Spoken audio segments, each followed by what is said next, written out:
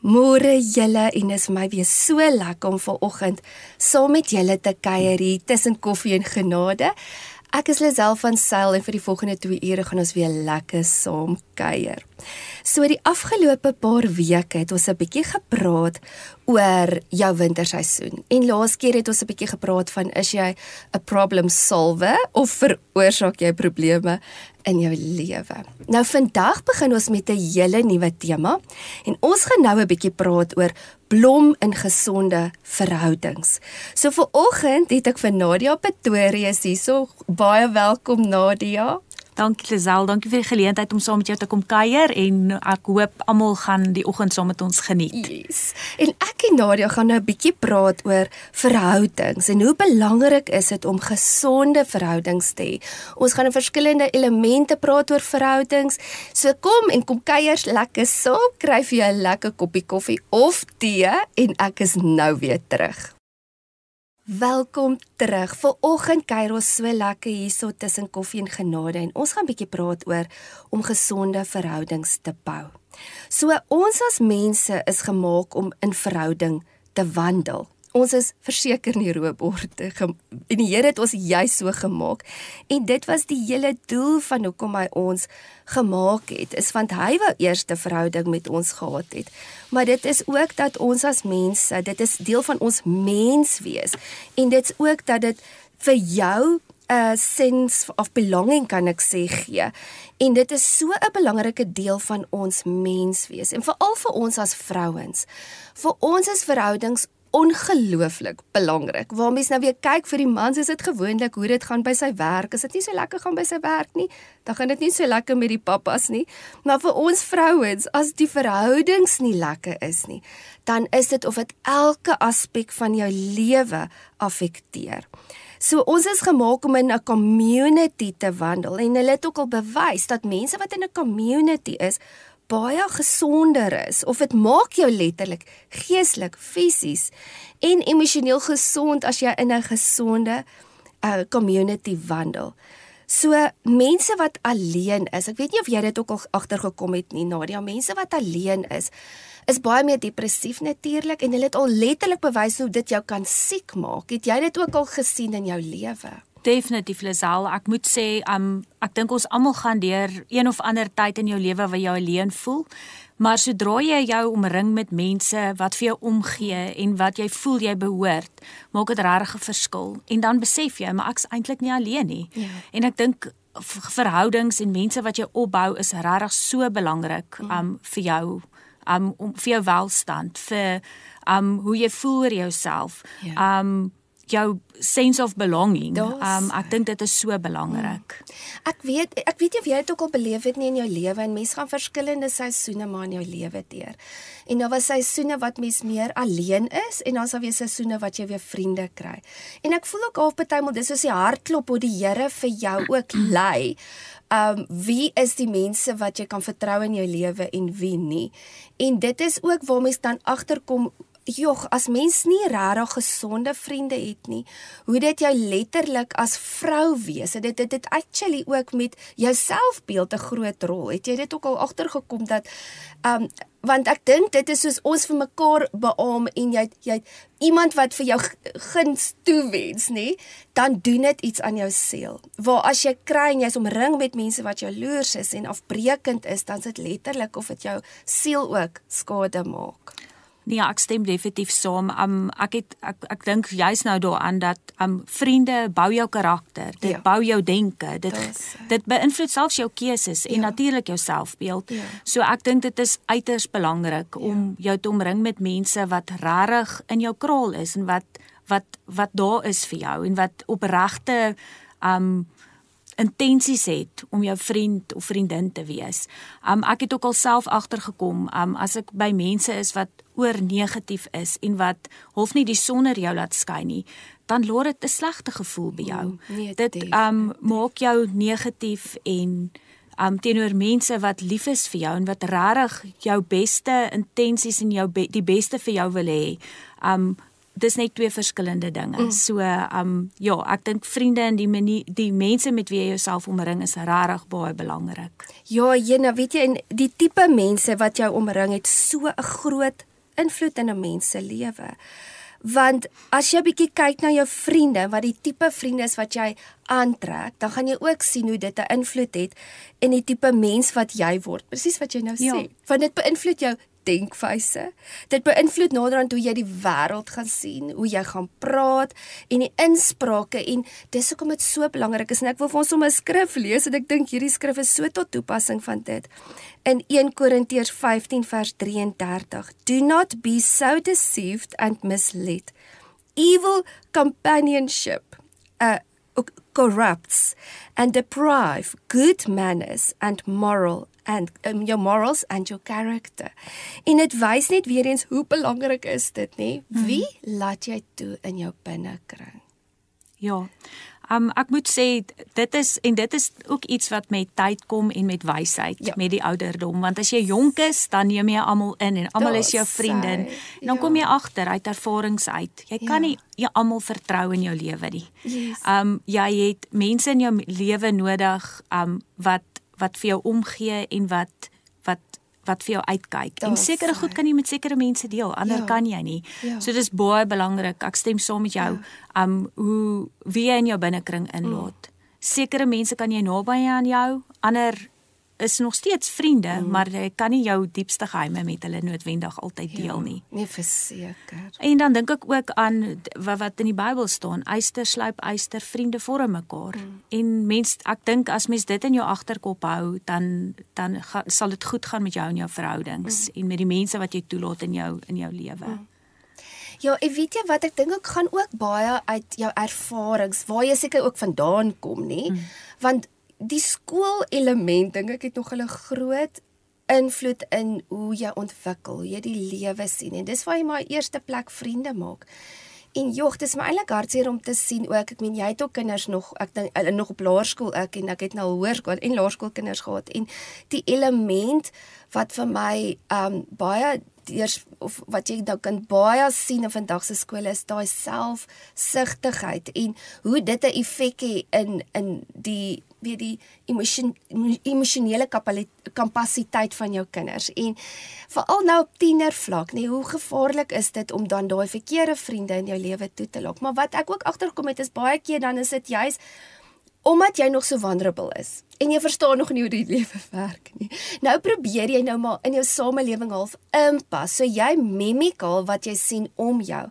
En dit is waar mens dan so met versigtig wees, kinders wat sagter is en meer 'n people pleaser, hulle sal makliker oorgaan en net wil inpas in die cool groepie en 'n chameleon word. En dan sit of hulle half ook hulle self verloor. Waar as jy meer 'n sterker persoonlikheid het, dan kan jy meer authentic jouself bly. En baie keer dan loop hierdie ding deur en nou is jy 'n volwasse persoon. En dan nog steeds, nou draai jy hierdie maskers en dit is wanneer mense, ek dink, baie maal verkeerde mense toelaat in jou lewe. Want dit was jou coping mechanism. En jy is so bang, jy sal enigiets doen net om 'n aanvaring te kry, nie? En hoe dit eintlik dan ook nie altyd goed is vir 'n mens nie.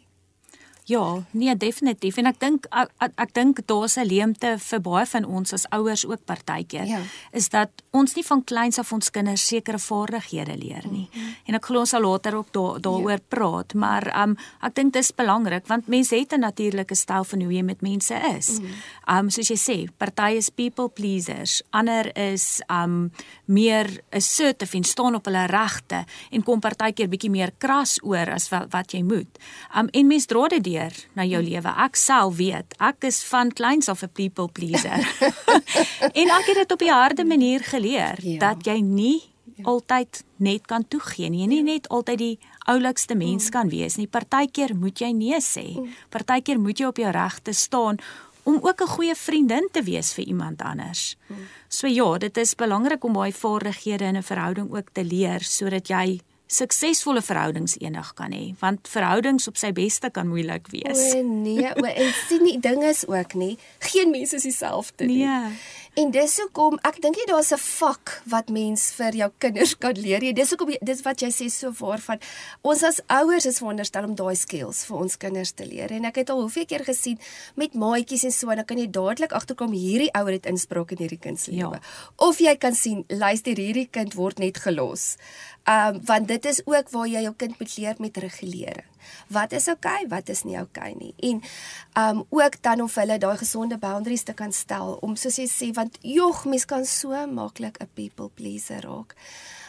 Want mens wil nie seer kry nie, en mens wil nie verwerking beleef nie, en veral as jy jonk is dit soveel moeiliker om dit te doen, maar as mens van jongs af al daai kan karakter bou, en ek dink dis waaroor gesonde verhoudings gaan, dit kom uit jou karakter uit. Ja. En dit is nou juist die volgende punt wat ek ook wil aanraak is, baie keer dan voel mens, jy gaan in 'n verhouding in, en dit is wat is in vir my. Maar wat mense nie besef nie is, jy is die ander party. En partymal kyk mense in 'n oogpunt van, wat kan jy vir my gee, en hoe is jy teenoor my, en hoe laat jy my voel, maar mens vergeet, jy het ook iets om te gee. En ek dink dit is die element waar mens ook die selfsug dan kan aanspreek in jou eie lewe, en sê, okay, maar wat se tipe vriendin is ek? Want jy het ook iets moois om in die verhouding te gee. En ek dink dit is hoekom dit so belangrik is, om ook te besef dat jy het iets wat jy kan implementeer in iemand anders se lewe.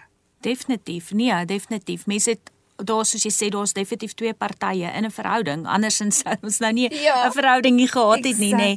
En ek dink mens moet ook kyk, wat is jou invloed in die verhouding? Wat bring jy na die verhouding toe? En 'n bietjie partykeer tyd spandeer en reflekteer oor wat het, as ons sê nou maar 'n konfliksituasie was, of jy voel nie lekker oor 'n verhouding nie, maar wat voel jy die ander persoon doen, maar ook jy as mens. Wat bring jy? Hoekom reageer daai persoon miskien so? So ja, wat jy in 'n verhouding insit, of wat jy as mens bring, het ook 'n invloed op die verhouding. Dit het definitief 'n impak. En weet jy wat ek dink is ook daai ding van, mense het sekere verwagtinge. En hier kan mens ook praat van vriendskappe, maar ook wanneer jy in 'n liefdesverhouding ingaan, want jy het 'n sekere prentjie van wat jy wil hê in 'n man, of jy het 'n sekere prentjie wat jy wil hê in 'n vriendin, hè? So jy het op verwagtinge. So baie keer is dit ook baie selfgesentreerd, want ek wil hê jy moet vir my gee op hier en hier en hierdie manier, want dis die manier hoe ek geliefd voel. Maar dit is ook waar mens partymal moet room, jy moet create room vir die ander persoon ook om homself te kan wees, en op sy unieke manier ook te kan wees, en te aanvaar, hulle dink dalk anders as ek. En ek dink is veral moeilik vir mense wat controllers is, want hulle wil hê mense moet soos ek dink, mense moet doen wat ek wil hê hulle moet doen. Maar as jy kyk, wat is goddelike liefde? Goddelike liefde is om jouself neer te lê, en dis wat empatie ook maar is. Empatie is om letterlik in daai een se skoene in te klim. En dis baie moeilik, veral as jy baie selfversekerd is, bedoel ek. Jy weet waarvan jy hou, jy weet wat jy wil hê in die lewe. En nou is dit of jy dan verwag ander mense moet soos jy dink. En dis waar mens partymal net moet reflekteer, presies wat jy nou sê, net om bietjie te dink, okay, maar hoe sal dit gevoel het as ek dit met daai ene gedoen het? En Johannes 15 vers 13 sê dit vir ons so mooi. Hy sê, no one has greater love, no one has shown stronger affection than to lay down and give up his own life for his friends. En die skrif moet ons ook in konteks sien, want hy sê for his friends. So baie keer dan is dit, dat mens, veral as jy people pleaser is, dan voel jy moet alles vir almal wees. Maar hier is dit is in 'n konteks van jy is in verhouding met iemand. So ja, daar is 'n mate van, en dis weer eens waar hy skrif ook sê van, jy moenie dink jy's beter as ander nie, maar jy moet ander hoër ag as jouself, want dit spreek daarvan om jou selfsug te challenge, en dan ook dit aan te spreek. Ja, definitief. En die Bybel gee vir ons duidelike riglyne oor hoe 'n verhouding moet wees. Ek meen, Jesus, ons kan gaan lees dat daar soos byvoorbeeld die liefde moet as fondament wees in 'n verhouding. Precies. Dit is ons beginpunt, en God as middelpunt in 'n verhouding is baie belangrik.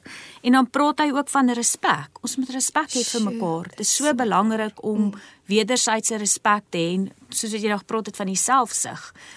As jy respek het vir ander en jy gee om en jy het ook vergifnis en genade vir ander mense, grace vir ander mense, dan breek dit daai selfsug ook af op die einde van die dag. Jo, jy spreek nou verskriklike belangrike elemente nodig en al daai is weer eens godly character wat jou verantwoordelikheid is om te bou. Ja, maar Lisel, jy weet die lewe gaan so vinnig. Nee. En voor jy oë uitvee het jy iets gesê wat jy nie bedoel het nie, iets gedoen wat jy nie bedoel het nie en jy het 'n slegte dag in die haal het op iemand uit. Maar ek dink as mens stil staan en net 'n bietjie reflekteer, al is dit 10 minute in jou kar as jy vir jou kinders optel of voor jy uitklim of wat ook al, om te reflekteer hoe wil Jesus hê ons moet 'n verhouding aanpak.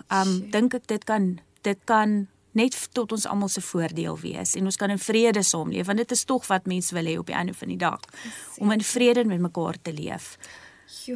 Dis moeilik, maar mens kan. Maar weet jy wat nie, en dit is my so mooi dat jy dit sê, want, en ons gaan nou 'n bietjie daaroor praat, ek wil nou nie vooruit hardloop nie, maar dit is daai regulering waar jy dan net bietjie selfdissipline het, en nie net jou emotions all over the show het nie, maar jy kies om te beheer wat jy gaan voel, hoe jy gaan reageer. En ons gaan nou oor dit praat, maar ons gaan net gou 'n breek vat, maar kom gou weer terug, want ons gaan dan praat bietjie oor moeilike mense, en hoe hanteer mens dit as jy met moeilike mense in jou lewe moet, daar's sekere mense wat jy nou nie kan vermy nie, en hoe hanteer mens dit dan? So kry vir jou 'n lekker koppie koffie, ons is nou weer terug. Welkom terug, ons kuier nou so lekker, en ek dink baie van julle kan seker vereenselwig met wat ons oor praat, en nou gaan ons 'n bietjie praat oor hoe om dit te hanteer as jy met moeilike mense in jou lewe 'n gesprek moet hê, of deur 'n situasie moet werk. So ongelukkig kan ons nie altyd wegkom van moeilike mense of konfliksituasies nie. En dit is hoekom dit so belangrik is om sekere beginsels te verstaan in jou lewe. Soos op 'n vorige keer wat ek ook verduidelik het, is so belangrik om bewus te raak dat daar wel veilige en onveilige mense daar buite is, en jy kan nie net blindelings alle mense vertrou nie. En dit is hoekom ons daai onderskeid moet hê van wanneer is hierdie persoon veilig en wanneer nie. Want as ons dit nie gaan doen nie, dan gaan ons konstant in ongesonde verhoudings wandel, en dit gaan ons die heeltyd skade doen, en tentoon ook misbruik veroorsaak aan mense verhoudings. En die Here het ook nie gesê, ons hoef met almal in verhouding te wees nie. So, Nadia, hoe het jy dit al beleef in jou lewe, van mense en moeilike situasies? Lisel, ek dink baie keer terug oor toe ek kind was, waar ek in 'n huis groot geword het, waar daar redelik vrede was. Ja. Ek sê nie daar was nooit risie of sulke goed nie, maar ons het in vrede of groot geword, as ek dit so kan sê. So verhoudings was vir my maklik, ek kon maklik met mense oor die weg kom. Toe onthou ek van 'n maatjie, en ek en die maatjie het nooit, ek het nie probleme met die maatjie gehad nie, maar om een of ander rede het sy net nie van my gehou nie. En dit is so snaaks. Ja. Maar in elk geval, soos jy sê, ons kan nie almal in verhouding met mekaar wees nie, maar daar het ek op daai ouderdom, ek dink ek was 12 jaar oud gewees, vinnig geleer dat party mense is net nie veilige maatjies of vriende nie. Waar die dogtertjie lelik was en stories opgemaak het. So ek dink dit was my eerste leerskool gewees van 'n onveilige mens. En nou dat ek terugdink aan dit, kan ek probeer verstaan waar dit vandaan gekom het. Dit was 'n angstige maatjie gewees. Dit was iemand wat nie gelukkig in haarself was nie, wat dalk nie uit so lekker huis uitgekom het nie, waar daar baie risie was en onmin. So dit was my eerste te doen met 'n onveilige mens gewees, of 'n onveilige verhouding gewees. En ek dink dit wat ek die meeste daar uitgeleer het, is dat dit nie altyd dis nie altyd jou skuld nie. Yes.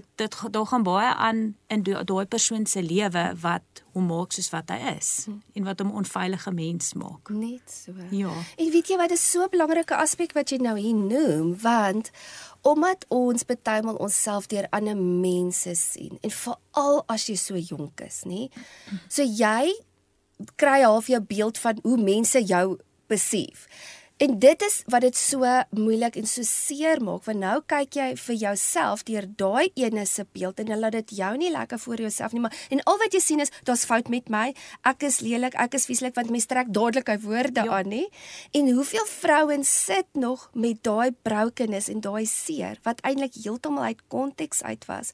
En dis so 'n belangrike element wat jy nou genoem het, want dit is wat mens vir jouself moet leer, is om die boodskappe wat ander mense na jou toe bring, nie noodwendig dadelik aan te trek nie, maar te gaan analiseer, want presies dit, want dit sê eintlik meer oor haar, as wat dit oor jou sê. Maar as kind is dit vir jou so moeilik, want jy glo so maklik, né? Maar mense het maar sulke mense seker dan ook in jou lewe nodig, om dan dit vir jou te wys. En veral op skool dink ek, kan mens dit ook nogal beleef, en presies wat jy gesê, daai van daai agterafheid, en hulle skinder van jou, en hulle praat lelik van jou.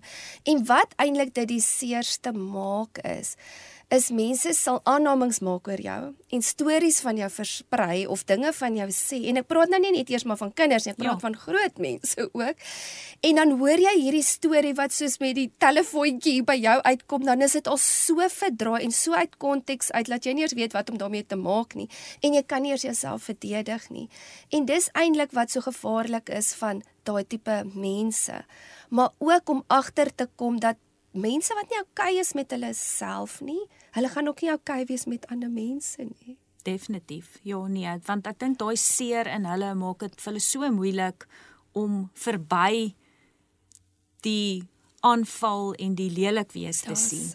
En om regtig te kyk, maar wie is Lisel, of wie is Nadia, wie is hulle in hulle harte? Want mense het baie keer 'n vooropgestelde idee van iemand. Precies. En dan wanneer daai persoon regtig leer ken, dan besef jy eintlik hoe kosbaar is daai persoon se vriendskap en wat se wonderlike elemente het 'n mens. En ek dink dit is belangrik om ook agter te kom dat jy nie ander mense kan beheer nie. Jy kan nie ander mense se dade beheer nie. Jy kan net beheer wat jy aan ander doen, wat jy sê. En dieselfde met die gevoelens soos wat jy gesê het, dit maar te evalueer. Daai self-awareness te hê is om te sê, hierdie maatjie of hierdie vriendin was nou lelik met my, ek het al hierdie lelike goed van myself gehoor. Is dit waar? Is dit regtig waar? En dan te sê, nee, maar dit is nie. So, dit is nie waar dat ek hierdie tipe mens is of daai is nie. Dis ook nie my intensie om so met jou te wees nie. En dan te besef, maar weet jy wat, ek sit dit agter my en ek beweeg aan. En ek soek vir my mense waar ek by veilig voel en wie my regtig sien as wie ek is. Ja. Dit is so belangrik daai proses wat jy nou verduidelik het, want kyk, mense is partymal blind vir jou eie foute. So jy het seker partymal 'n spieël nodig, en dis ook waar dit so belangrik is om veilige en onveilige mense te hê in jou lewe, want veilige mense gaan vir jou positiewe kritiek gee. En jy kan sê, luister vriendin, jy sê was bietjie hard met daai persoon, en dan kan jy dit vat want jy weet haar hart is opreg. Ja. En die ding is ook met kritiek, jy kan nie eintlik kritiek gee as jy nie 'n verhouding met daai persoon is. En dis waar ons nou weer terugkom met die respek wat jy gepraat het. So daar moet mutual respect wees. En dis hoekom mense ook partymal offended is, en amper wil ek sê rightfully so, wanneer jy sommer wil inspraak lewer, maar jy het nie eens 'n verhouding met my nie. Nie dat ek sê ons moet offense dra nie, glad nie, en ons sal nou by daai uitkom, maar wat vir my so amazing is die hele aspek wat jy dan net kan sê, okay, maar selfrefleksie te doen. En te hoor, ek het nou hierdie storie te hoor, want soos ek sê, kan jy eie selfsug sien, nie so om te sien, was ek miskien verkeerd? En dan vra jy vir die mense naby aan jou, is dit so, is dit nie so nie? En dan 'n oomblik as jy agterkom, maar die was 'n aanval van die duiwel, of die was absoluut uit jaloesie uit, dan sny jy dit dadelik af. En ook daai ding van, let them. Ja, let go. Let go. Weet jy wat, jy kan nie beheer wat mense van jou gaan sê, dat en almal gaan verseker nie van jou hou nie. En die oomblik as jy okay is daarmee, dat sekere mense nie okay gaan wees met jou nie, dan is dit ook makliker om te vergewe, vir jou vyande te bid en te sê, Here, help daai persoon wat hulle weet nie beter nie. En jy hoef nie eers jouself of hulle reg te gaan help. Kyk, baie keer is dit dat jy in 'n scenario is. En dan was daar misverstand, want die duiwel love it om aannames te gebruik, nie, om sekere mindsets te create, en dit is sy forte. Hy love dit om oneenigheid te veroorsaak. So hy sal halwe stories en dan maak mense aannames, en dan sal hulle sommer weghardloop met dit ding. Maar as jy in verhouding met iemand is, sal ek altyd aanbeveel, spreek dan ding dadelik aan. Hy sê luister, ek wil net clarify. Ek hoor dit en dit en dit. Laat mens nie net aannames maak en sê, "O, ek dink daai persoon is kwaad vir my want dit en dit en dit het gebeur nie." Maar jy vat dit na te sê, "Luister, ek ervaar hier's iets nie lekker nie," en dit uit te praat. Maar aan die ander kant, met onveilige mense, you need to let it go. Dit help nie eers jy probeer dit te clarify nie, want ek dink baie keer is dit hulle doen dit intentioneel. Ja. Omdat daar maar jaloesie is. Ja, definitief. Ek was in 'n situasie gewees 'n ruk terug waar iemand intentioneel die heeltyd negatiewe goed vir my sê. En dit het my laat wonder hoekom dit gebeur. Ja. Hoekom word dit die heeltyd so aangeval? Toe kom ek agter maar dit is maar ongemak of ongemak en onsekerheid van daai persoon self. En wat ek wil terugkom ook is om te sê is dat wat jy gepraat het van die duiwel se aanvalle. En baie keer as jy nie in goeie verhoudings met mense is nie, dan kom hy eers vir jou wanneer jy alleen voel. O, jene, dit En is so daarom waar. is dink ek verhoudings soveel beter. As ek of so belangrik om in verhoudings met mense te wees wat vir jou omgee en wat daar is in dieselfde denkwyse as jy het of dieselfde omgee vir ander mense het om in so 'n verhouding te wees, want sodra jy alleen staan, dan voel jy alleen. Jo. Dan kom alles, al die aanvalle. Dis so waar. So ja, ek dink dit is een van die belangrikheid van verhoudings ook. Yes. Want dan sit defenses ook al af, want die ding is, you need to have each other's back. En dit is wat so lekker is om daai veilige mense te hê, om wanneer sulke goed doen, dan sê hulle my, "Jene, dis glad nie wie jy is nie, dis mos nou twak wat hierdie persoon praat." En wat so interessant is hoe meer gelukkiger jy is, en hoe meer jy in vrede wil wandel, en hoe meer jy in goddelikheid wil wandel, baie keer is dit of daai partymal eskaleer, omdat mense ongelukkig is in hulle self. En hulle haat dit wanneer iemand anders te gelukkig is, en dit is wat dit so hartseer is. En dit bring my weer net terug na een van die gesprekke wat ek voorheen gehad het van, dat ons mekaar nie met mekaar moet vergelyk nie. En hier kom dit direk in met verhoudings ook, want wanneer jy 'n gesonde grense gaan begin bou, en jy begin lewe en jy het 'n onderskeid dan tussen veilige en onveilige mense. Die eerste ding wat gebeur is, jy begin mense kwaad maak, so die onveilige mense gaan eers woedend vir jou wees, so dit gaan eers half soos 'n fight wees, veral as jy altyd 'n people pleaser is, en nou eenslik sê, "Ekskuus, maar ek gaan hierdie disrespek nie meer aanvaar nie." Dan is dit eers of dit 'n battle is om deur dit te breek, maar dan begin die storm te kalmeer, en dan ewe skielik begin jy vrede te ervaar. Jy begin vreugde te ervaar, en die drama verdwyn. Ja, dit is definitief so. Ek het as ek dink ook in my lewe waar ek in moeilike konfliksituasies was en waar dit konstant iemand was wat oor die lyn getrap het en die grense getoets het, tot ek my voet begin neergesit het en gesê het, ek gaan nog steeds nice wees met jou, maar jy gaan nie meer met my so praat nie. Jy gaan nie meer dit aan my doen nie. Dit was soos, wat is jy besig om te doen? Dis vir 'n vreemd. Ja, wie is hierdie mens? En dan het soos jy gesê, die bekleierery eers begin. Maar ek dink as jy regtig jou voet neersit en jy stel die grense, en mens stel grense mos op 'n mooi manier. Dit hoef nie 'n bekleierery te wees elke dag nie. Is dit beleef jy regtig daai vryheid.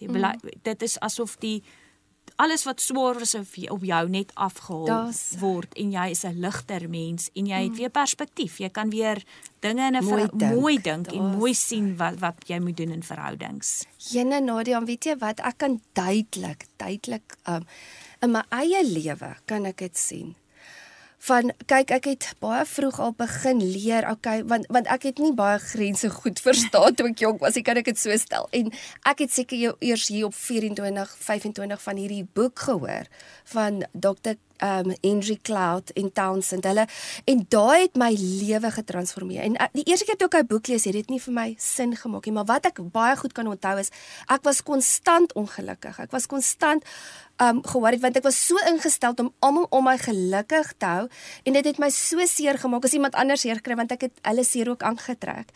Maar die lank en die kort wat ek wil sê is, so oor die tyd moes ek toe nou leer wat met hierdie grense ding, maar die oomblik toe die penny drop, met die hele konsep van ek moet mense uit my lewe uit sny, van ongesonde, manipulerende, controlling, mense wat jou nie die son onder laat oor jou skyn toelaat nie, daai tipe mense wat eintlik maar hulle, as ek dit so ver moet stel, eintlik evil in hulle hart het. Hulle het geen goeie intensies nie. En niks van die vrug wat hulle bring lewe, voorspoed, dis afbreek, dis afkraak, dis altyd minder as. Toe ek daai tipe mense, ek kan duidelik die laaste 15 jaar of so kan ek sien vrede in my lewe. Ek het en daar's 'n stabiliteit en dit doen iets met jou gemoed ook, Definitief. Nee, dit doen, want ek meen, as jy die hele tyd hoor hoe sleg is jy en hoe jy nie goed is nie, of jy kan nie die aartappels goed kook nie, of wat ook al. Jy weet, ek kan nou nog die aartappels goed kook nie. Ek is 'n Willie's babba. Dit doen iets, dan dink jy 2 keer oor om jou lewe uit te leef soos wat jy moet. Soos wat God eintlik vir ons wil gehad het om die beste te doen wat ons kan, om ons beste lewe te leef. So as jy daai mense kan stil maak en regtig hoor wie is jy en maar jy's 'n mens wat iets het om vir ander te gee, dan kan jy net vorentoe gaan. Definitief. En weet jy wat, is nou presies wat jy sê, want dis eintlik jou roeping wat in drang is. En op die ou ende is dit dan skade vir God se koninkryk, want as jy nie gesond is nie, dan kan ons nie optimaal opereer in ons bediening nie. En soos ons dan, soos ek gesê het, mens kan nie noodwendig hierdie mense vermy nie, maar as jy begin intentioneel verhoudings bou met mense wat jou respekteer en jou nie meer manipuleer en jou vryheid wil steel en daai beheer oor jou wil hê nie, dan kom daai vryheid om te word wie God jou regtig gemaak het om te wees. En nou, die ander ding is wat ons ook moet verstaan is sekere mense love drama en hulle sal intentioneel risies veroorsaak. Hulle het 'n spirit of strife. Hulle wil net oral oneenigheid bring. Hulle gebruik triangulation, vertel hierdie enetjie dit van daai ene, vertel die enetjie dit van daai ene, dat die twee beklei, want sy wil met die ene vriende wees en ag men al sulke goetertjies en dan lees jy hierso in Spreuke 22 vers 24 en 25 en dit sê: Make no friendship with a man given to anger, and with a wrathful man do not associate, lest you learn his ways and get yourself into a snare. Nee. En dis hoekom dit so belangrik is om te kyk, okay, Here, wie laat ek intentioneel toe? Want weet jy wat, mense wat 'n mercy hart het, en mense wat eintlik intentioneel, of kan ek sê 'n sagte hart het en 'n passie het vir mense. Ons is gewoonlik baie die victims, want ons dink ander mense dink soos ons. En dan beskerm ons hulle evil deur om te sê, ag weet jy wat, hy het net seer, of weet jy wat, hulle het so bad verlede, so dan justify ons die hele tyd why the wrong thing is right. En dan enable ons hulle eintlik om die hele tyd skade te veroorsaak. Want eintlik moet mens vir hulle verantwoordelikheid hou en sê ekskuus. Want baie mense het hierdie ding van ek kan nou maar net sê wat ek wil. Ek is 'n uitgesproke persoon en jy moet my nou net so aanvaar. Maar dis eintlik ongelooflik selfsugtig, want die Bybel sê jy moet juis kyk wat uit jou mond uitgaan. Precies. Jy kan nie net sê wat jy dink nie. En dit is wat dit is om die geestelike onderskeid te hê. Want as jy net praat en jy sê hoe jy voel en jy maak mense intentioneel saak en jy gee nie om hoe hulle voel nie, is dit mos nou nie wat die Here sê ons moet wees en doen nie. Nee, en ek dit is so belangrik wat jy sê en ek dink baie boelies kom weg met daai van ons wat nie opstaan en sê, en ek meen mense sê dit met 'n goeie intensie wanneer jy dit doen, jy hoef nie te bekleierig daaroor te wees nie, maar jy voer daai mense se monstertjies. My pa het altyd gesê, jy voer die monstertjies. As jy nie sê, maar ekskuus, jy praat nie so met my nie, of ek dink nie wat jy nou gedoen het is reg nie, moenie so skree nie, moenie so lelik praat nie, wat ook al dit is, want ek het eendag iets gesien op Facebook, dink ek, van iemand wat gesê het van al die slegte goed wat iemand vir daai persoon gesê het, is soos 'n muur waar daar in gate geskiet is. En daai gate bly daar. En ek dink dit is belangrik dat mens nie laat mense aangaan met dit nie. Laat hulle nie aangaan met daai slegte gedrag nie. Mens moet opstaan. Mens moet opstaan vir goeie verhoudings en vir mense wat ook nie kan doen nie. Ja. Maar die ander ding van hierdie tipe onveilige, moeilike mense is, Ja, soos ek sê, mens moet onderskei, partymal moet jy daai mense uit jou lewe uitsny. Maar dit is ook vir ons maar 'n leerskool, né? Definitief. Ek meen, hoe gaan ons andersins leer Om in sulke situasies te wandel? Of jy werk, of jy by die kerk is, of jy by die skool is, of jy langs die braaivleisvuur sit, jy gaan altyd 'n moeilike mens kry. En ons kan nie wegkom daarvan nie. So ons moet leer hoe om sekere situasies te hanteer met iemand wat die hele tyd jou lelike goed toesknou, of iemand wat jou net ignoreer. Dit is ook 'n vorm van lelik wees met iemand. So ek sien dit as 'n leerskool, en mens sien dit nie altyd as jy jonger is nie, maar as jy hoe ouer jy word en jy kry 'n bietjie meer wysheid by, net so. dan besef jy, dit is 'n leerskool. En weet jy wat ek ook al besef het in my lewe, baie keer het ek verhoudings gehad, soos ek gesê het, voordat ek daai definitiewe grense begin stel het. En dan was ek so seer, so stikkend, en dan kan ek nie verstaan net hoekom nie. En toe die een dag, toe sê die Here vir my, ek plaas jou in dit, want ek wil vir jou wys hoe hulle opereer, sodat jy kan leer om die defenses op te bou, bedoelende van hoe om dit op 'n regte manier te hanteer. En dan ook, want die ding is, en ek gaan op 'n latere stadium bietjie praat oor die controlling manipulating spirit, wat maar die Jezebel spirit is, en dit is spesifieke traits. En as jy dit nie kan verstaan vir wat dit is nie, is jy defenseless. Weet jy gaan nie eers dit kan sien nie, want jou regulering sê vir jou, ek moet net alles toelaat, veral as jy people pleaser is, jy het nog nie daai onderskeid nie, en jy kan dit nie oor jou gedagtes dink dat hierdie persoon nou nie eg is nie, of hierdie persoon is nie vals nie, want jy kan nie eers die leuns, die manipulasie en die shame and guilt boodskappe, of die gaslighting of whatever, identifiseer nie, want jy trek dit net aan. En dan moet mens eintlik in sekere situasies wees om te kan sien hoe opereer so 'n persoon. Maar dan moet jy ook die regte tools kry, ook om te besef maar hoe om dit hanteer. Ons sal 'n bietjie later daaroor praat, maar wat ek wil sê is, ons kan ook dan nie toelaat dat hoe die mense is en hoe hulle reageer, dat dit jou identiteit word nie, maar gebruik dit eerder om te kyk wat ek nie moet wees nie. En ook te kan weet, hoe voel dit wanneer iemand jou so hanteer? En ek wil vir ons lees in Matteus 7 vers 7 vers 12. So then, whatever you desire that others would do, and for you, even so do also do and for them. For this is to sum up the law and the prophets. So, wat hy eintlik sê is, wat ook al jy wil hê, mense moet aan jou doen dit vir jou. So, dit is die myn beginsel van Christendom. So, dit sê actually ook baie van wat is daai persoon se kondisie van sy hart. Want wie is dan die Here van daai persoon se hart? Is dit die Here of is dit jouself? En dis wat dan mens met onderskei. Jy gaan nooit regtig in 'n gesonde, gebalanseerde, vredevolle verhouding kan wandel met iemand wat die Here nie die hoof is van sy huis nie. En dis op die ou ende waaroor dit gaan.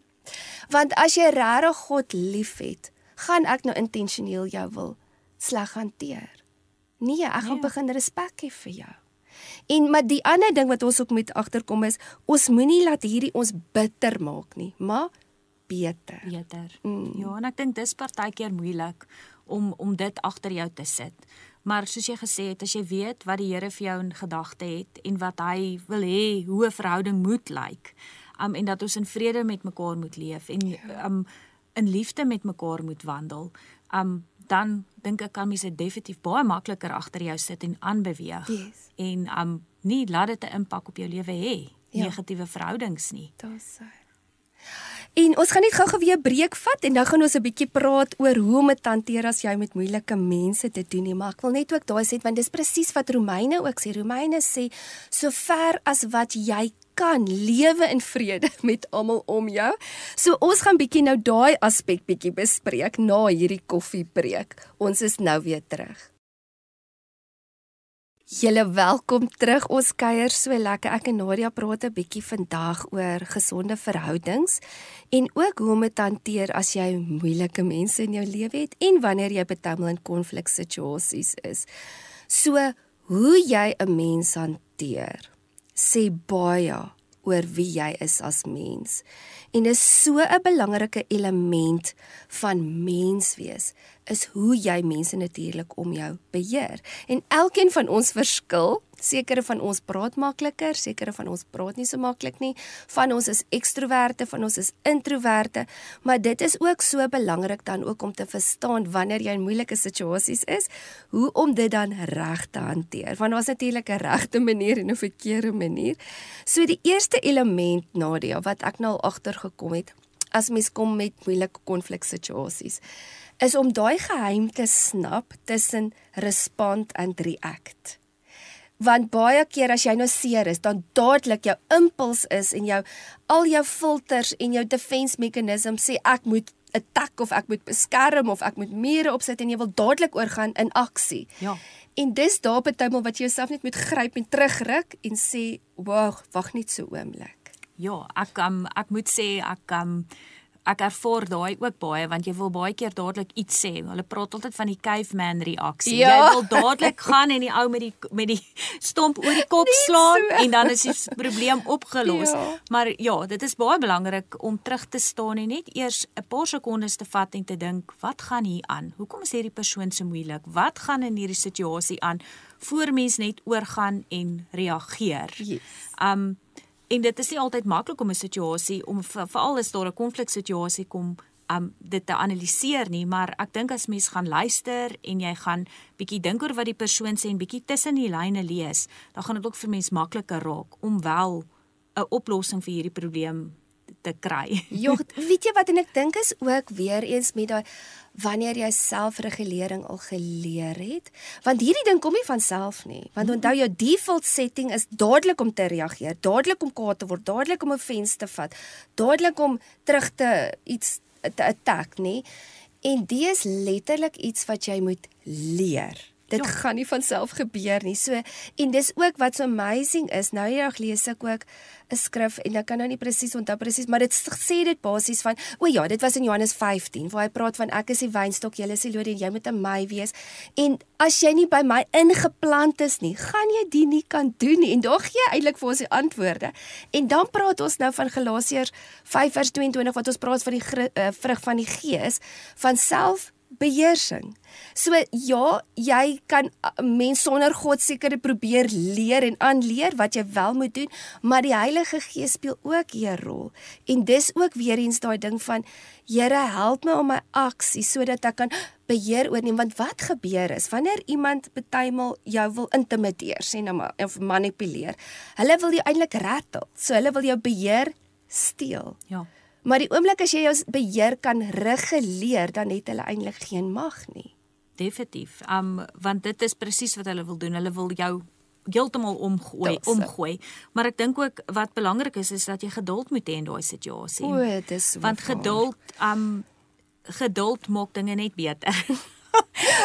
Kyk, mens kan vinnig kwaad raak en skree en baklei, maar as jy geduldig bly, dan is dit ook een van die maniere om so 'n situasie rustig te maak. Dis soos wat bly kalm en moenie terugbeklei met mense nie. Dis belangrik want die Bybel sê ook 'n sagte antwoord laat woede bedaar. Ja, dis so. En ek dink mense moet dit altyd in gedagte hou, veral as jy in 'n moeilike situasie is of in 'n konfliksituasie is of in iets is waar iemand beklei, om geduldig te wees en om eerder 'n sagte antwoord te gee voor jy oorgaan in iets leliks. Ja. En dis ook soos die Bybel sê, is baie keer hulle sê plaas 'n wag voor jou mond en al hierdie ding wat hulle praat in Spreuke ook van wees versigtig wat jy sê. En hoeveel keer al is dit net jy sê net dadelike dinge en nou na die tyd jy bedoel dit eintlik nie, maar jy's so kwaad op daai oomblik dat jy eintlik 'n persoon as prins net wil seermaak. En dan na die tyd is dit so moeilik om vir 'n persoon sê ekskuus, maar ek het dit nie bedoel nie. Ek het dit nie bedoel nie. So dit is nogal 'n ding van as jy kan leer om jou buite die situasie te sit. En ek moet sê op 'n stadium was ek ook in 'n konfliksituasie wat dit vir my baie moeilik was, waar aggressie betrokke was en dit was vir my elke keer was dit so dit het jou so geoorweldig met dit wat gebeur en die woorde en die aksies van die mense dat jy heeltemal verboureerd is, so jy begin half net te ramble en jy weet nou net nie wat jy wil sê en doen nie. Waar ek letterlik my moes geleer het om asem te haal in daai situasie. my buite die situasie te plaas en dit dan bietjie van buite af te kyk.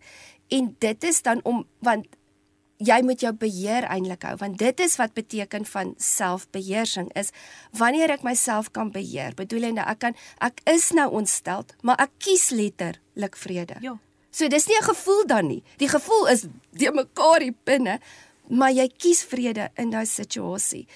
Want jy begin, soos ons nou nog praat van die aanval van die vyand, jy begin dit te sien, want wat hy gebruik mense om jou aan te val. Ja. En dan te sien, maar dan begin jy te kyk veral of jy van buite af kyk hoe hierdie persoon redeneer en hoe hy voel, en dan begin jy ook sy angstigheid agter te kom. In plaas van om dit aan te trek en dit joune te maak, dan begin jy agter te kom, maar hierdie persoon is ontsteld, so dan kan mens begin meer reflective questions vra van, ek sien jy is baie frustreerd op hierdie stadium, wat het jou getrigger byvoorbeeld? Want partymal sit ook mense is net buite beheer. Ja, en ek dink dit is waar mense nie altyd mooi dink oor emosies nie, want emosies vat jou definitief na daai plek toe waar jy buite jouself is en nie mooi kan dink nie. Yes. En dis nie noodwendig altyd sleg nie, want ek glo mens moet jou emosies ook voel, maar jy kan nie laat dit jou aksies beheer op die einde van die dag nie. So emosies, om jouself, en ek dink dit is definitief 'n vaardigheid om te leer om jouself buite die emosie te sit, om te sê ek voel seer oor wat die persoon nou vir my gesê het, ek voel dit was onregverdig, maar ek kies om nou nie so op te tree soos daardie persoon nie. En mens kan dit doen, dit is iets wat jy leer. So ja, emosies is goed en dit kan ook partykeer sleg wees in konfliksituasies, maar dit gaan oor jou keuse as 'n individu. Hoe gaan ek kies om op te tree in daai situasie? En dis belangrik om te leer. Yes. Ek dink nou net skies aan 'n situasie wat ek in was so 'n paar maande terug, wat ek 'n oproep gehad het van 'n my man bou, en ek moes toe met die sekuriteitswag praat oor iets, en hy was dadelik ongeskik met my, en voor ek my kon kry, is ek ook terug ongeskik. Dis vir ons inklinasie. Maar was ek nou so ontsteld oor myself, dat ek nie myself in daai situasie kon gehandhaaf het nie. Maar dit was 'n waardevolle les, om jou nie oor te gee aan emosies nie, en om 2 keer te dink. Ja. Maar weet jy wat, en dis weer eens waar mens moet onderskei. Want jy kry 'n situasie wat jy beklei, want daai persoon net rarig, hy was net ontstel, dat iets gebeur en daar was nou misverstand, en dis nie noodwendig dat hy jou intentioneel wil seermaak nie. Maar dan kry jy situasies, en ek wil bietjie nou daaroor stil staan, vir mense wat jou intentioneel, jy's in 'n groep en hulle het sulke kommentaar, jy weet mos daai steek, en hulle wil jou intentioneel, dit is half so onderliggend, maar hulle wil jou intentioneel verneder, of hulle jou wil intentioneel seermaak, en daai, dink ek, jy moet nooit laat slaai nie. Maar weer eens, dit is, jy moet dit stylvol hanteer en beheerst hanteer, en hoe ek ook altyd, en ek sal nou 'n baie goeie voorbeeld van dit tieners, klomp tieners wat is baie keer so, nie, afbreek het, en lalala, en dan praat ek met die tienermeisies altyd, en dan sê ek vir hulle, die een ding, as jy niks kan onthou wat ek sê nie, is, dink dadelik, wat is die motief van die hart, want dis wat jy wil expose, want baie keer weet mens nie, ek praat nou van boelies, mense wat jy nou wil boelie, baie keer weet jy nie hoe om daai scenario te hanteer nie, en dan word mens maar eerder stil, en dan sê jy maar eerder niks, maar veral in 'n groep scenario, sal ek dadelik sê, is jy hou jou pause, jy hoef nie dadelik iets leliks terug te sê nie, maar vra eers vir jouself, okay, wat was dit wat die persoon probeer intent het? Was dit maar net 'n grappie, want mense kan maar partymal jokes maak, of was dit 'n intentionele belediging? Was dit manipulerend? Is dit 'n skuldgevoel? Want dit is waar dit vir 'n people pleaser baie moeilik is. Hulle sal maar net saam speel en dan hulle self te nakom, eerder as wat hulle iemand sal aanspreek. En dis waar mense ook moet besef, disrespek is nooit okay nie. En dit is waar mense ook moet sê, ekskuus, ek sal weer met jou gesprek hê, of kyk nou, julle het nou beklei, en daar's nou disrespek, wees, ek gaan nou terugkom na daai hele scenario van wanneer iemand jou beledig, maar sien nou, julle het nou beklei en daar was disrespek, is dit so belangrik om van daai persoon te sê, ekskuus, hulle het dalk op jou geskree, of jou beledig, en jou sleg gesê, en dan jou af te sny aan die woorde, want dit is nie gewoonlik altyd die waarheid nie, en dan te sê, ek kan nie met jou praat wanneer jy so met my praat nie, disrespekvol teenoor my is nie, so gaan eerder nou net loop en as jy gekalmeer het en ons kan ordentlik met mekaar praat, dan sal ons weer praat. Ja. En dis daai tipe van ding wat mens moet begin leer en boundaries in jou lewe insit. Ja. Ek moet sê Lisel, dis een ding wat vir my as persoon ook 'n moeilike ding is om te doen, want dit is 'n moeilike, veral as jy 'n pad stap met iemand en jy daar's 'n wrok wat naderhand ook opbou, nie. Yes. Maar ek dink kommunikasie is belangrik en ek dink ons almal praat, maar kommunikeer ons altyd reg, verstaan? Ek dink dit is juist waar jy bietjie moet leer om te sê, wat gaan ek vir hierdie persoon sê? Soos jy nou gesê het, ek kan nie met jou praat as jy so met my praat nie, of vra.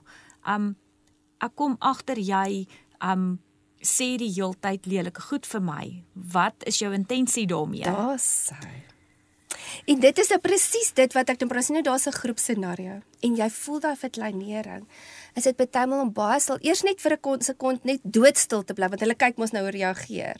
En om stip in sy oë te kyk en dan van prontheid te vra, was dit nou was die intensie nou om my te verkleineer of wou jy my nou intentioneel seermaak? En dan gaan die reaksie natuurlik altyd wees, ag nee, kan jy nie 'n grap vat nie? Ja. En dan bly jy net stil.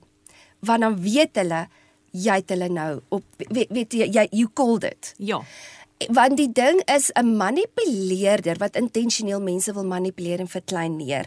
Hulle doen dit altyd hulle sal nooit hulle foute in die eerste plek erken nie. So jy wil nie 'n jammer hoor nie, want hulle gaan dit nie vir jou gee nie. Dis nie eintlik wat jy wil net vir hom sê. Ekskuus, jy wil vir hom mooi duidelik stel. Ek gaan nie toelaat dat mense my so hanteer nie. En dit is dan daai ding van you exposing the truth, but also kindly, maar assertive. Want nou het jy vir hom mooi verduidelik, want kyk, hulle kom altyd met 'n sweetness. Ag nee, dit was nou net 'n grappie, dit was nou net lig. En wat sê Spreuke van, dis net 'n fool wat iets vir jou sê, en dan sê, dis net 'n grappie. Dit staan letterlik in Spreuke. En dit is ook hierso waar mens dan ook moet besef om 'n situasie, en baie keer is dit ook van, dalk kom partymal heavy situasies, en dan word dit dan eskaleer dit so erg, en dis daar waar mens dan dit moet kalmeer. En sê, kyk, luister, kom ons, en hoe gaan mens dit nou hanteer? Waar het jy al beleef dat jy, nou in so 'n situasie, jy is so emosioneel, hoe gaan mens daai dan reguleer? En dit net 'n bietjie tone it down. Wel, ek dink die eerste ding is om eers net niks te sê nie. Ja. En om regtig diep asem te haal, dis nou baie prakties, maar diep asem te haal en te dink, okay, wat het nou hier gebeur? Kom ons dink wat het gebeur, wat gaan nou gebeur as ek byvoorbeeld die persoon aanvat, of wat gaan gebeur as ek stil bly? Yes. Is hierdie nou die regte tyd om hierdie persoon aan te vat, of moet ek 'n afspraakie met die persoon maak en koffie dalk gaan drink en sê, ek was ongelukkig oor die situasie, kom ons praat 'n bietjie daaroor. Want baie keer is dit moeilik om iemand ook in 'n groepsituasie net dadelik aan te vat. Dit is so. So ek dink regtig dis om stil te bly net en eers net 'n bietjie, en ek meen dis nie, jy hoef nie vir 'n uur stil te bly nie, maar net vinnig in die oomblik te dink, wat het nou hier gebeur en hoe gaan ek dit volgende hanteer? Gaan ek prontuit die persoon aanvat, of gaan ek eers 'n bietjie op 'n ander geleentheid met die persoon gesels? En ek dink dis ook waar die hele ding van voorbrein en agterbrein inkom, want mense wat 'n voorbrein is, en ek het dit ook nou agterkom met konfliksituasies wat ek in is. Voorberei mense kan vinnig praat, en hulle soos ek sê, dis soos 'n masjien kan hulle kap vol so, daar's soveel inligting, jy weet, jy soos okay, dis nou overload, dan kan nie al hierdie inligting eers verwerk nie, gee my net 'n oomblik, en dan kry jy agterbrein mense, en ek dink ek en jy's 'n agterbrein mens. Ek is soos eers daai tyd, dan klik ek eers, wat het hierdie persoon gesê? Dan sê dit soos, wat is dit eintlik wat hulle bedoel? Ek partymal as ek bietjie stadig. En dan sê dit soos, gats, dis eintlik, hulle het my eintlik beledig, maar dan sê ek ook, ag shame, toe maar wat ook al. En onthou, party mense is goed en beklei. Ja. As ek dit so kan stel, hulle kan dadelik vir jou hulle gee vir jou die een na die ander, hulle slaan vir jou, as jy ietsie sê, dan dis soos 'n stoombrein wat oor jou ry. Yes. Maar ek, byvoorbeeld, is iemand wat eers, as daar 'n konflik was en daar was woorde gewissel, is om te sê, maar ek moes nog dit en dit en dit gesê het. So ek dink, dis presies wat jy sê. Jy moet ook weet wie jy is, om 'n konfliksituasie goed te kan hanteer. Yes, dis so, wat weet jy, ek dink nou sommer aan huwelike, nie? Want ek dink in 'n huwelik is dit ook baie keer, en wanneer beklei ons is in die aande. want jy's moeg, Ja. en dan kom maar, en dan's daar emosies, en dan sê die een net ietsie verkeerd, en nou eweslik dan staan nou 'n situasie, maar ek en my man het ook al so gepraat, en ek weet die Bybel sê, moenie kwaad gaan slaap nie. Maar ek verstaan die konsep van dit, maar wat ek ook hier wil byvoeg is, wanneer jy moeg is, jy kan nie 10:00 die aand 'n konflik uitsorteer nie. So, of weet jy kan net soos nou alles uitpraat nie, want jy kan nie meer redeneer nie. Jou brein is nie meer lekker nie, jy kan nie meer dink wat jy wil sê nie. So wat ek en my man ook al geleer het is, as ons agterkom daar's 'n situasie, dan sal ek net sê, okay, time out vir nou. Ek gaan nou oor slaap, môreoggend praat ons. En dan môreoggend, die eerste ding sê ek, "Skus my liefie, ek was verkeerd." Maar dan as jy wakker word, dan klik jy, "Jene, maar ek het nou te vinnig gepraat of ek het dan is jy meer clear en kan jy ook makliker dink of dan kan ek begin jy moet partymal dit net prosesseer en sekere mense het tyd nodig en dis hoekom as jy 'n gesonde verhouding met iemand is, dan kan jy daai doen. En dis hoe jy ook gaan onderskei. Ongesonde persone, jy sal dit nooit kan doen nie. Nee, want hulle wil nou alles uitsorteer nou. Maar ek voel ook ek het selfde ervaring as jy oor die bietjie tyd. Ek dink dit's goed vir mense brein om net eers oor die hele situasie te dink. En om mooi te analiseer. Soos jy sê, jy hoef nie nou dadelik alles uit te sorteer nie. Môreoggend is nog tyd om en dan het jy 'n bietjie tyd gehad om daaroor te dink en om emosies weg te pak. O, dis so waar. En dan kan jy regtig duidelik sien oor wat moet ons hier doen. Hoe gaan ek en jy hierdie uitpraat? En weet jy wat, ek dink ons almal ken nou 5 love languages, nee, maar daar's 'n ander boek, The 5 Ways to Say I'm Sorry, en ek het dit eendag met ons vroue self ook hanteer, en dis ook 'n baie belangrike konsep, want ek het 'n ander manier hoe ek wil jammer hoor, soos byvoorbeeld, soos wat 'n ander persoon dit wil hoor, en dis wat mens ook in ag wil neem, want baie keer as jy in 'n situasie, veral tussen mans en vrouens, het ek al agtergekom, dan is dit julle beklei, en dit is, en dan moet die vrou net sê, ek's jammer, dan moet nie gepraat word, of dit of dat nie, en dan wil die vrou nog daaroor praat, en dan sê man van, maar ek tog nie sê jy was jammer, en dis eintlik onregverdig, want sekere mense, soos hulle praat, begin hulle closure te kry. So jy gee nie vir daai persoon eintlik spesifiek, en ek praat nie van iemand wat aanhou oor 'n punt nie, want dis ook nie reg nie. Ek praat van soos, ek wil net gou-gou dit uitredeneer, okay, jy het dit en dit en dit gesê, in watter konteks het jy dit bedoel? En net om clarity te kry. Ja. Want my man was dit net nou die dag oor gepraat, toe lag ons so, want hy sê net, vertel vir my seun, ek het dit altyd so baba gesê, ek is jammer, dan sê sy vir my, vir wat? Dan sê ek, nou is ek in die moeilikheid, want ek weet nie waarvoor is ek jammer nie. En dit is ook daai ding van, maar weet jy wat, dit is wat so mooi is, want as jy in 'n mooi verhouding met iemand is, en jy kan jou hart op 'n veilige manier deel, na so 'n konfliksituasie, dan is julle amper liewer vir mekaar. Ja. Want ek voel nou, jy het my gerespekteer, jy het my punt ingesien, en ons kon nou weer iets moois gebou het uit dit. Ja, nee, ek het dit ook al ervaar, waar ek, en wat ook dan nice is jy, wanneer die konflik verby is, en ons het opgemaak, dan kan jy nog steeds daaroor praat. Yes. Al is dit oor 2 dae daarna, en jy kan met vrymoedigheid met iemand praat, en daar's nie 'n bekleierheid daaroor nie, want jy het nou 'n veilige voet om op te staan, en 'n veilige basis om verder oor die probleem, want baie keer word die probleem nie ook dadelik opgelos nie, en om dit te beredeneer en sterker daaruit te stap. Yes. En want dit is 'n leerskool, want mense verskil, en ek sê ook altyd, ek het al mense ontmoet, dan sê hulle, konflik is sleg, jy moet nooit konflik sê, nee, jy verstaan nie, destruktiewe kommunikasie is verkeerd, maar konstruktiewe konflik is fantasties, want hoe gaan jy, dan beteken dit jy's 'n people pleaser, as jy nooit wil konflik hê nie, want hoe gaan jy ooit weet ek is ongelukkig, want ek mag nooit sê ek voel nie, want nou gaan dit jou ontstel, en dit is waar ek ook dink, is waar mens moet leer van choose your battles, want sekere mense het nie die kapasiteit of die tools om enige konflik te hanteer nie. So jy kan dalk 'n oop gesprek met iemand wil hê en wil sê, weet jy, ek voel bietjie jy skeep my af, of jy het my nie in ag geneem in hierdie situasie nie, en dan kan, as daai persoon nie selfregulering het nie, of hy het nie die vermoë om eers iemand anders se hart te hoor nie, dan gaan jy nie met jou kan praat nie, want hy gaan dadelik offensief raak en dadelik kwaad word, en dis ook waar mens partymal moet net besef, sometimes you just walk away. Ja, daar's definitiewe mense in my lewe wat ek weet.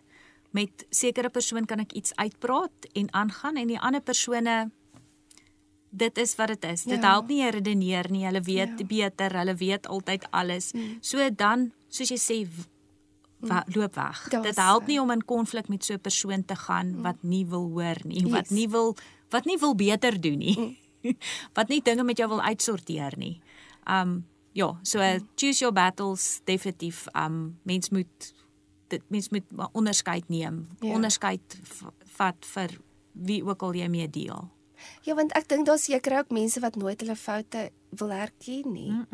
En hulle dink regtig hulle is altyd reg en dit is dan baie moeilik en dis die een ding wat mens ons op 'n ander stadium gaan ek bietjie praat oor konflikhantering en al die elemente oor dit, maar wanneer jy nie kan verantwoordelikheid vat vir jou aandeel nie en vir jou emosies nie en jy het nie die vermoë om selfregulering te doen nie, dan gaan jy nie met iemand in konflik, jy gaan glad nie met daai persoon kan gesels nie. En dit is ook hierso en dit maak dit moeilik. Want mens wil hê die ander persoon moet die waarheid sien of die ander persoon moet hoe kan ek sê 'n ding in konteks sien en dan is dit partymal dat hulle dalk verkeerd opgeneem het of wat ook al. En dan beklei en julle gaan net so aan en aan en aan. Nee, die persoon kan jou nie hoor nie en dis waar ek partymal sê jy moet okay daar wees om partymal reg te wees, maar dat hulle dink hulle is reg. Ja, jy hoef nie laat hulle wat sal mens nou sê dat jy hoef nie altyd, al is jy reg. Jy hoef nie laat hulle jou punt insien. Daar's sy. Ja, nee, want dit gee ook vrede vir 'n mens en dit is nie nodig dat iemand altyd moet jou punt sien nie. Ja, presies dit, ja. Jene, ons het nou so lekker gesels, maar ek dink ook is verskriklik belangrik dat mens moet ook besef dat in enige konfliksituasie of in verhoudings is dit so belangrik om te sê, okay, maar wat's my aandeel? Wat het ek beheer oor en wat nie? En dan ook die hele tyd te sê, Here, maar verander my, leer my. Want elke keer het jy ander tipe mense wat jy ontmoet en mee te doen kry en ek dink dis die manier hoe die Here ook partymal humor sin het. Want as hy sien, luister, jy sukkel bietjie met ongeduld, dan stuur hy juis mense in jou lewe wat jou geduld moet leer. En dit is waar ons die hele tyd met sy Heilige Gees kom en verander my. Ons gaan nou weer terugkom, ons gaan net gou weer koffiebreek vat en dan gaan ons 'n bietjie praat oor bou gesonde verhoudings. Welkom terug, ons kuier nou baie lekker en ek dink baie van julle lag seker lekker saam met ons. Nou gaan ons 'n bietjie praat oor daai gesonde verhoudings en hoe om gesonde verhoudings ook te bou en sekere elemente wat mens net ook moet in ag neem. En die eerste ding wat ek oor wil praat is, sommige kere het mens sulke hoë standaarde. En as gevolg van dit is mens baie hard op ander mense. En ek dink ook baie keer is dit, omdat jy seer gekry het, nou bou jy mure om jouself te beskerm.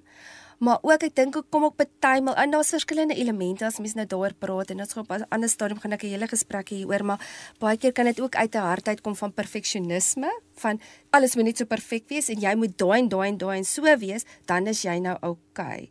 Maar dit kan baie skadelik wees.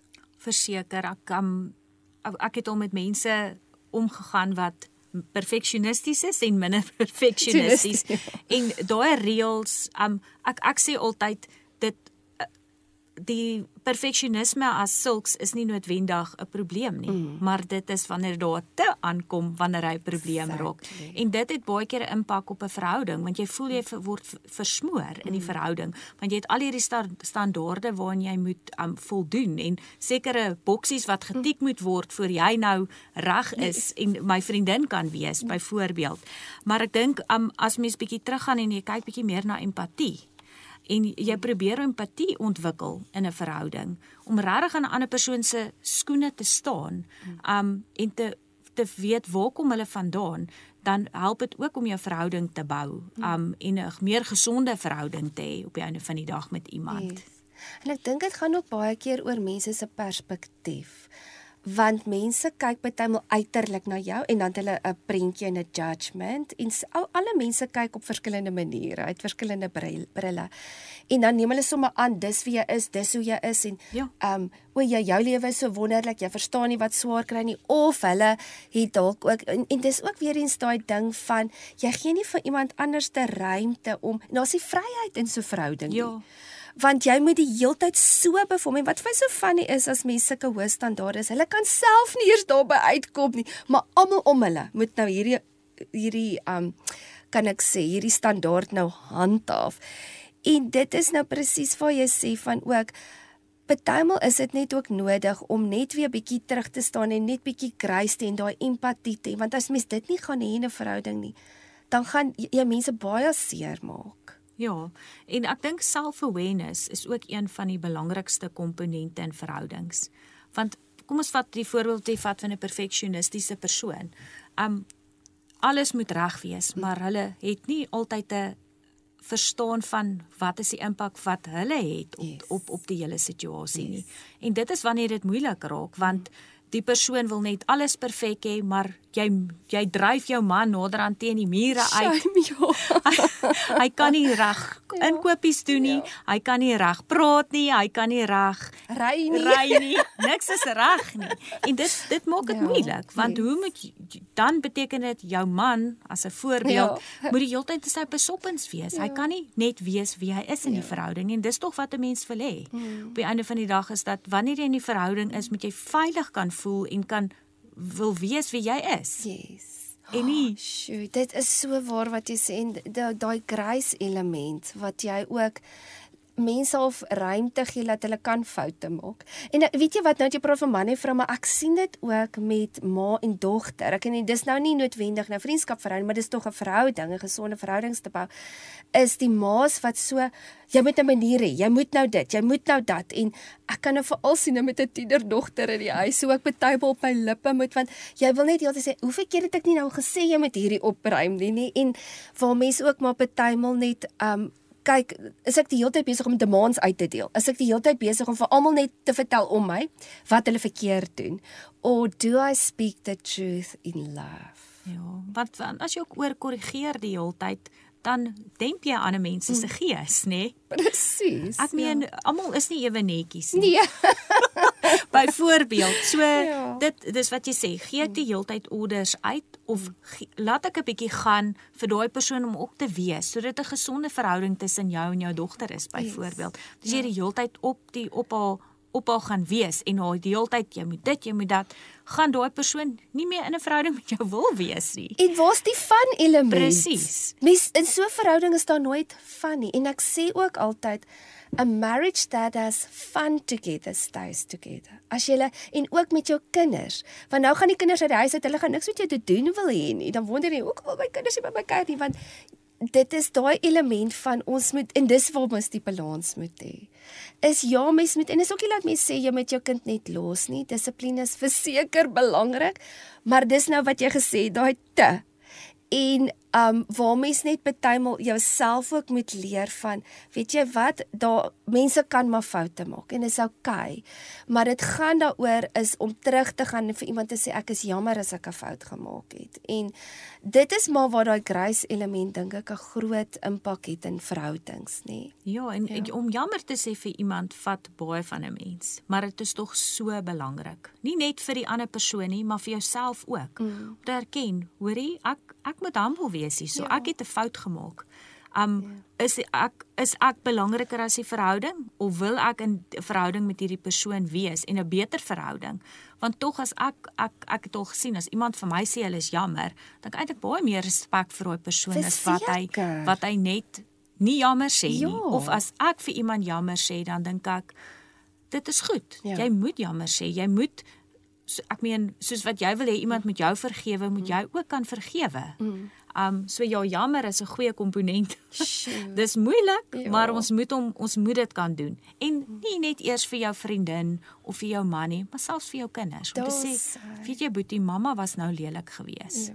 Ek is baie jammer en ek moet sê my kinders spreek my nogal baie keer aan en sê, mamma, ek dink nie jy was nou mooi met my gewees. Dan moet ek erken, jammer, mamma was verkeerd. En dit bou op die einde vertroue in 'n verhouding en dit bou gesonde verhoudings.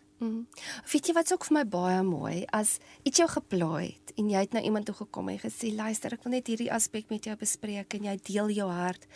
En daai persoon kom nie met offens en kwaad en meer terug met jou nie, maar dadelik, en want dis ook daai standaarde van, o nee, ek mag nie aangespreek word nie.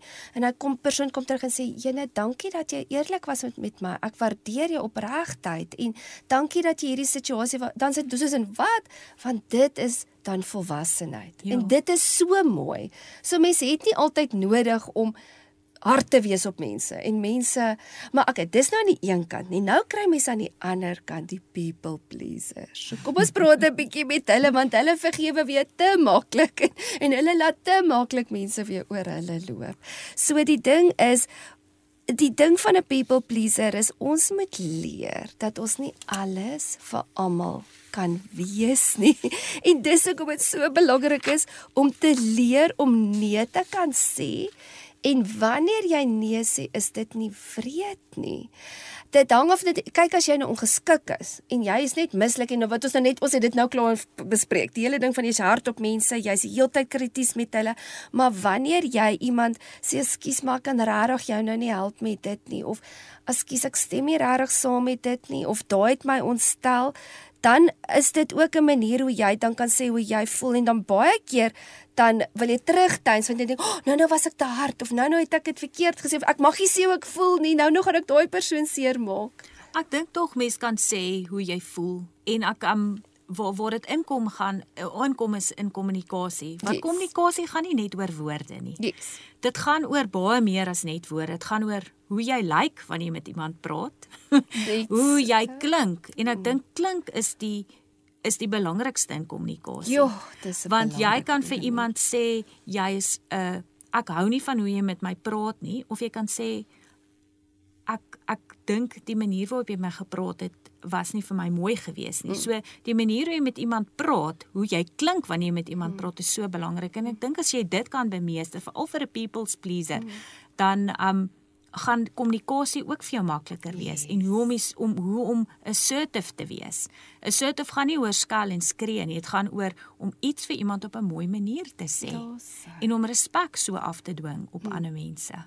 En weet jy wat is so 'n belangrike element wat jy nou sê van hoe jy met mense praat? Want jy kan byvoorbeeld, jou man wil nou elke Saterdag rugby kyk, en jy wil nou net een Saterdag bietjie gaan uit eet en nou moet hom tyd spandeer. En ek gebruik altyd hierdie as 'n voorbeeld, want dis 'n veilige voorbeeld. Anyway, dan kan ek instorm en sê, gaan jy nou weer die hele Saterdag braai en rugby kyk? Verstaan, jy kan, soos jy sê, dan kan jy dit op daai baie aanvallend, kwaad, maar eintlik wat jy wil sê is, ek voel afgeskeep en ek soek jou aandag, waar jy nou jou man toe kan gaan en sê, Lovey, kan ek iets met jou bespreek? En dan sê, ek wil so graag meer tyd met jou spandeer, en ek weet die week is baie besig, so kan ons asseblief hierdie Saterdag tyd saam spandeer, en eerder gaan uit eet en mekaar in die oë kyk, as wat op Saterdag, dis nou net 'n voorbeeld, maar dit is absoluut in jou attitude. Ja, dit is, want hoeveel keer gaan boodskappe verkeerd, oor ons dit nie doen nie, oor ons eerder skel en skree en lelike toon het in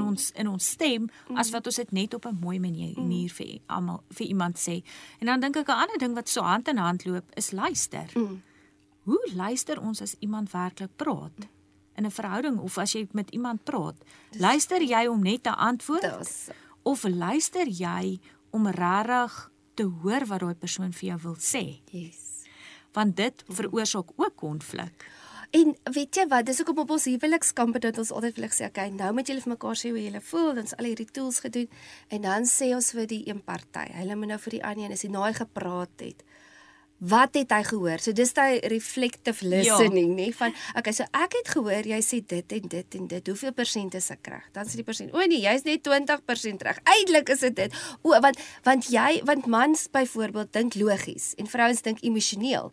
So die vrou is meer besig om te verduidelik hoe emosioneel sy voel en hy hoor net van, dit was te duur of dit was te lank en hy hoor die feite, nee? Ja.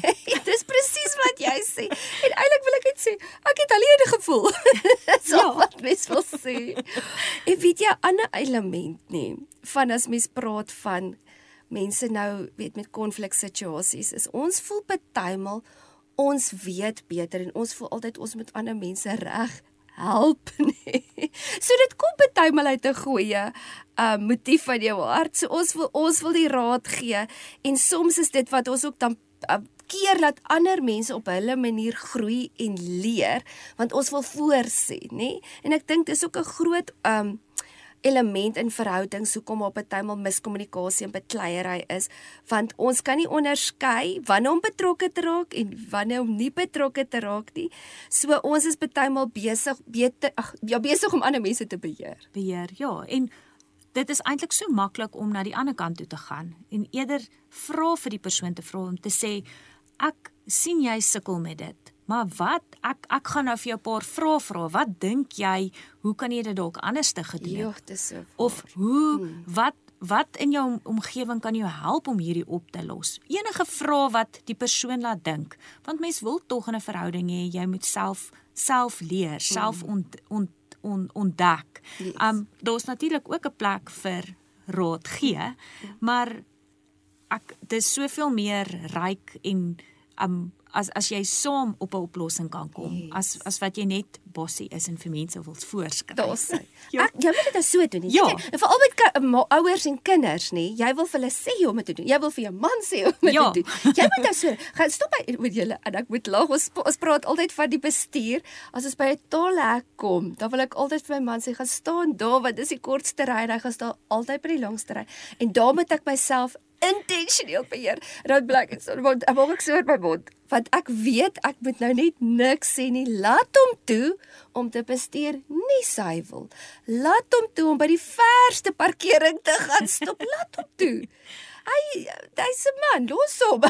Ja, maar dit is moeilik. Dis moeilik om nie. Dis 'n grappie, maar dit is nou een. Dis moeilik om nie te beheer soms nie. En maar in 'n verhouding kan dit partykeer skeefloop. Ja. En die ding is ook, ons wil half mense verander, want baie keer jy sien daai persoon is besig om na die afgrond te toe, nee. Nou voel jy wil daai persoon verander, jy wil daai persoon, maar die ding is, ons kan nie verander mense keuses maak nie. Ons kan net mense lei na die waarheid. Ons kan hulle beïnvloed deur om hulle goeie raad te gee, maar net soos jy gesê, dit was my so mooi voorbeeld is, vra vir hulle vra, want jy gee dan die verantwoordelikheid terug vir hulle. Ja. Dat hulle moet bietjie dink. Wat nou? As ek dit nou gebeur, en veral met tieners dink ek, is dit fantasties, om vir hulle bietjie te sê, maar Sissa, as jy nou hierdie ding gaan doen, wat dink jy gaan daar gebeur? Nee, ons gaan net 'n lekker tyd hê, ons gaan nou kuier by die mense se huis, dit gaan net 'n lekker braai wees. Dan sê ek, maar wat dink jy is die ander mense se intensies? Dink jy nie miskien daar's ouetjies met ander intensies daar, wat ook al die scenario is nie?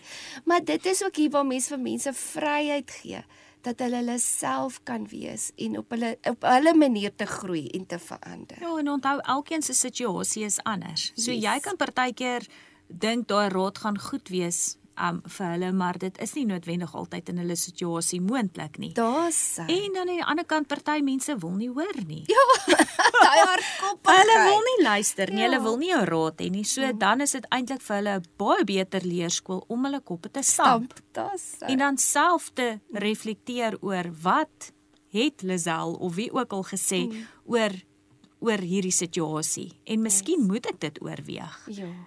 Dat dit eerder voel soos ek doen dit self, as wat dit iemand sê vir my, ek moet dit doen. Yes.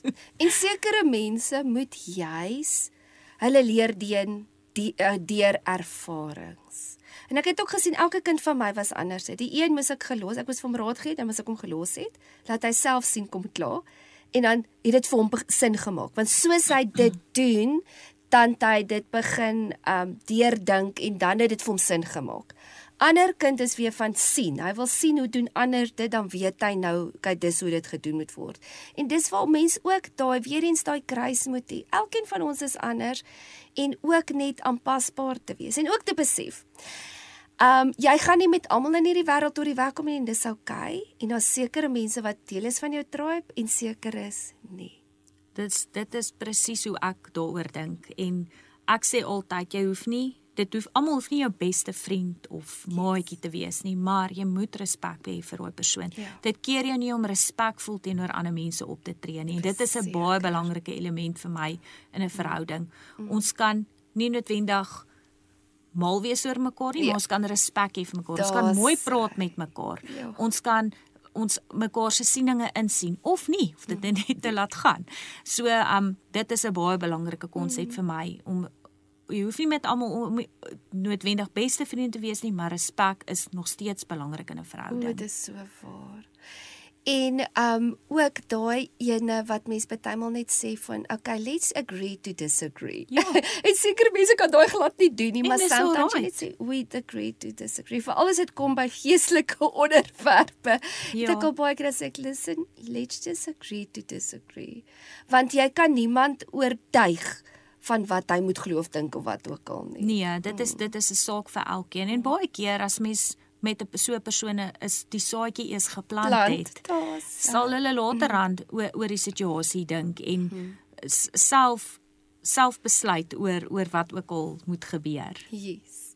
Nadia, is daar nog so 'n laaste dingetjie wat jy wil sê voor ons 'n laaste breek gaan vat oor verhoudings?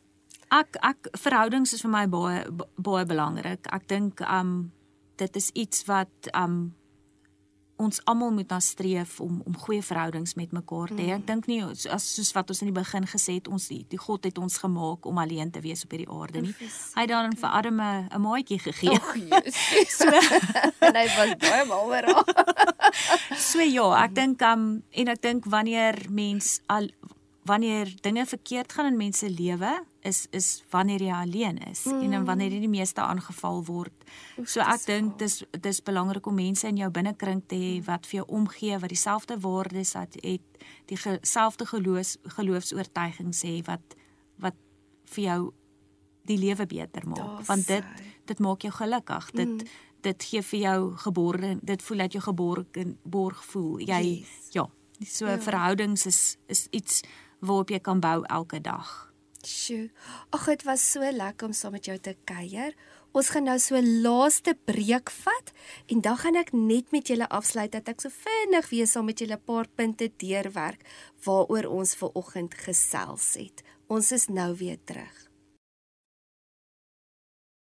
Dit was nou so lekker om vanoggend saam met julle te kuier en ek wil net so 'n paar punte saam met julle noem wat ons nou vanoggend bespreek het. So eerstens, ons is geskape om in gemeenskap, in gesonde verhoudings te wandel. Tweedens, ons het geleer gesonde verhoudings bou ook jou sin van waarde en om ergens te behoort. Derdens het ons geleer, die mense in jou binnekring het 'n verskriklike groot invloed in jou lewe, so wees versigtig wie jy daar toelaat. Vierdens, jy het iets moois in jou, wat jy ook vir iemand anders te kan beteken en wat jy vir hulle kan wees. Nommer 5, onderskei tussen veilige en onveilige mense, dan sal jy ook meer vrede hê in jou lewe. 6. Leer deur moeilike verhoudings en groei om 'n beter verhoudings te bou. Nommer 7. Jy moet leer om te respond en nie te reageer nie. Om net jou selfbeheersing toe te pas in 'n moeilike omstandigheid of in 'n konfliksituasie. Nommer 8. Leer om jou eie emosies te reguleer en moenie beheer weggee nie. 9. Dit is nooit oukei om iemand sonder respek te hanteer nie. So wees seker dat maak nie saak met wie jy werk nie, dat jy respekvol is. En die laaste punt is, soms is dit net beter om weg te loop, veral as jy met iemand te doen kry wat nie die kapasiteit het om volwasse gesprekke te kan hê nie. So hoe jy mense hanteer is seker die grootste faktor in jou lewe. Want dit is wat mense gaan bepaal wat hulle oor jou gaan dink. Nie jou tipe werk nie, nie die kar wat jy ry nie, nie in watter posisie jy is nie, nie wie en wat jy is nie. Mense onthou hoe jy hulle hanteer het. So mense gee nie om hoe baie jy weet of wie jy is nie, maar hulle wil weet, of dit gaan vir hulle oor hoe jy hulle laat voel, want dit is blywend. En ek dink ook soveel meer as kind van God, is ons veronderstel om wanneer ons met mense te doen gehad het, om 'n goeie fragrance of 'n lekker reuk agter te los waar mense jou onthou en onthou jy was ligte musiek of onthou jy hulle hanteer het. En dis die belangrikste aspek van mens wees, want op die ou ende is dit waaroor dit gaan. Dit gaan oor om mense om jou op te bou, te bemoedig en te versterk. Mag julle 'n wonderlike oggend verder hê. Kom loer weer in volgende Woensdag 9uur waar ons weer lekker saam gaan kuier.